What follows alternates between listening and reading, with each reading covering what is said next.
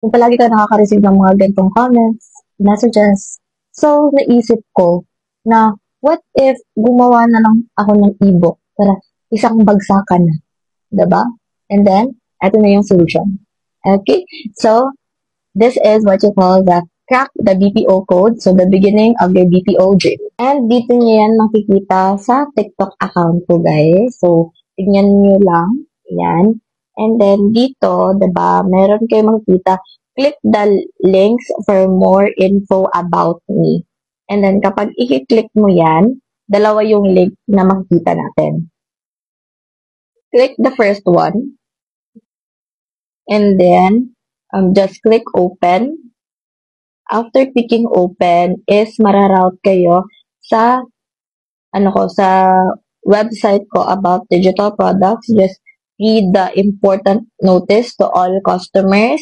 And then first digital product talaga na makikita nyo is crack the BPO code. Okay? Yan yung crack the BPO code. Yan. And then if you're gonna click on it, di ba, meron siyang instructions na click the photo to see the product review. And kapag i-click nyo yan, mararoute kayo sa sa YouTube channel ko. You may just click subscribe, okay? Click lang subscribe, tapos i-like nyo lang if bet nyo. Okay, but I highly suggest if you're gonna support me, guys, you're gonna also watch my YouTube videos that highlights more on BPO. And nagbibigay din ako ng tutorial sa iba ko pang niche, which is digital products. And then, eto yung product inside. Okay? Inside of the product is what you call the crack the BPO code to the beginning of your BPO journey. And then, eto yung mga contents niya. Then, dito talaga masasagot talaga lahat ng mga katanungan nyo, guys. Like, kung tawag dito, ano ba meaning ng BPO? Ano po ba yung tawag dito, yung different ways kung paano tayo mag-apply, either walk-in or on-site, ganon.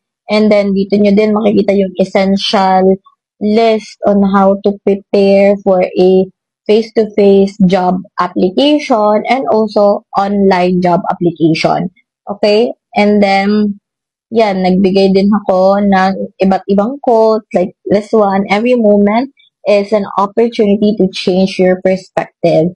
And then, mga key benefits of the BPO. Next is mga key roles and mga path or journey mo if ever you wanted to level up from being an agent to a supervisor, an OM, or whatever you like. And then, ito yung pinaka ano ba talaga yung life ng isang Filipino call center agent? Yan. Don't worry, I add humor to it para hindi naman kayo ma-bore, diba? Ganyan yung glimpse. And then, yan, mag-follow din kayo sa mga ina-add ko dito na mga YouTubers para makita nyo din yung other point of view nila. Yan. Chapter 2, preparing for the application process, researching BPO companies, what to look for, crafting a standout resume for BPO jobs, building confidence, overcoming interview jitters. So, yan. Yan, Makikita nyo talaga yan dyan, guys. Lahat ng gusto nyong malaman.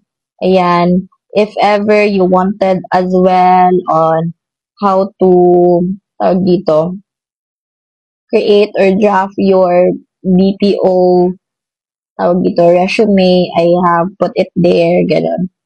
And then, yun, sa mga interview questions din, naglagay din ako ng mga interview questions with answers na, ganun. Para meron din kayong hint na, ganito pala yung mga common questions, ganito pala yung mga common na way, like yung STAR method, ganun, situation, tapos magbigay ka ng task, then kung ano yung action mo, and then ano yung result, ganun. Para hindi na kayo paulit-ulit, ate, paano kung ganito, ganyan. At least, doon na sa ebook na yun, isang bagsakan na nasagot na lahat ng katanungan nyo. And then if ever you wanted to dive into it, you can just message me and tell me, ate, okay lang ba 'to yung resume ko? Pa-check nga nito. Ate, pasok na ba 'to sa standard ng, ano, ng BPO na recruitment staff, ganun-ganon. Or ate, paano ba if ever I'm not really good in English and that? So, I can give you reassurance if you just wanted that way or if gusto nyong bumili nun, I highly suggest bumili na talaga kayo. Kasi, makakatulong talaga siya sa inyo sa BPO journey. Okay?